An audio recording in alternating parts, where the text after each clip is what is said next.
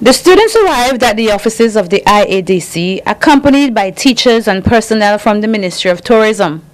They were immediately introduced to the world of journalism and corporate communication. It is an interesting field. One of the reasons for that is that you meet a lot of people. You get to meet a lot of people on a daily basis. And you also get, at times, you get to travel and go to a lot of places and get to meet new faces, get to experience new cultures while you're working on something that you're really interested in. Now, bringing news to people is not just you're going out there and you hear something and you come back and you write it. It is because you want there to be transparency in your country, you want to hold people accountable, and you want to educate and inform people to make sure they get the right information. And the least thing you want, the last, or what you don't want to do is to be misinforming people. So you have to really be diligent at your work to get the balance right and to make sure you get information correct. Because you would understand from watching TV, reading the newspapers, or listening to the radio, that whatever is printed or whatever is said in broadcast is what people believe. No matter what you tell them afterwards, they say, but the radio said so, or the TV said that, you know? People believe it when we say it, so we have to get it right. So you really do corporate communications to make companies look good. Yeah? You want to change the image of a company. You want to deal with customers right. Somebody comes into you and they're all frustrated and they're angry and they don't like how the company is dealing with them and they want to do this and they want to do that, and you have to be the person to calm them down, you know, talk to them in a way that when they leave you, they're not the same as when they came in. If your company doesn't have a good image, you want to go out there and you want to project a better image for your company. When they had heard enough from the communication officer, CEO Dr. Rudy Matthias came out to greet the students and to talk about his work at the IADC. Our job essentially involves planning, directing, controlling, making sure that everything hangs together. In a sense, it can be easy because the manager's job really should not be about him working, but ensuring that other people work. That is the easy part. But of course, getting other people to work is not necessarily always easy. Most of the time that we spend on the job is basically trying to understand how people work. That is, the people who work for us as managers, we need to understand them well. And I am sure at some stage, if you're doing career guidance, people will talk about motivation.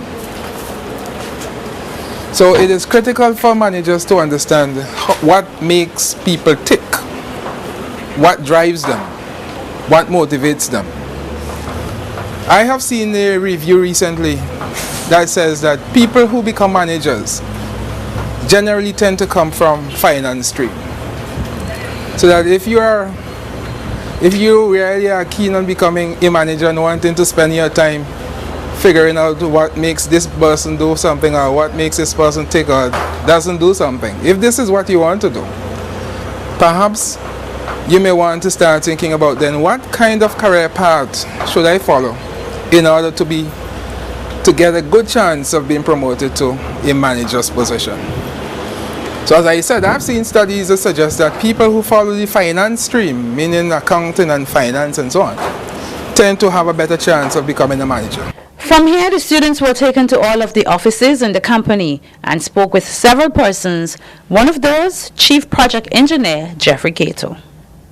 My name is Jeffrey Cato. I'm the Chief Project Engineer, and I do all the coordination in the engineering department. The engineering department is divided into two. You'll meet somebody later on. We have what you call the land side area, which means everything, and we also have the air side. everything within the fence area, inside the fence area of the airport, is called the airside. Everything where flights come in, land and everything. So we have things like the runway itself, the earthworks, the airfield lighting, all that is part of the airside. The land side is everything that is outside of the fence area. Things like terminal building, the roads, service roads, the bypass roads, and anything that is outside of the fence area. My responsibility is for the entire project as Chief Project Engineer, but specifically I am dealing with the land side. Land side, I'm dealing with the terminal building, the roads, infrastructure roads, and as part of the overall project, I will be responsible for procurement. Procurement means the entering into contracts, purchasing equipment for the airside, etc. Following the in-office tour, the students were taken on a field tour where they were brought up to date on the work being done in constructing the airport. They were also able to see firsthand the physical progress of the terminal building. For more information on the construction of the Argyle International Airport, log on to www.svgiadc.com. We're also on Facebook at Friends of the Argyle International Airport and on YouTube at IADC SVG. In the meantime, we at the IADC take this opportunity to wish everyone a happy, healthy, blessed, and prosperous New Year.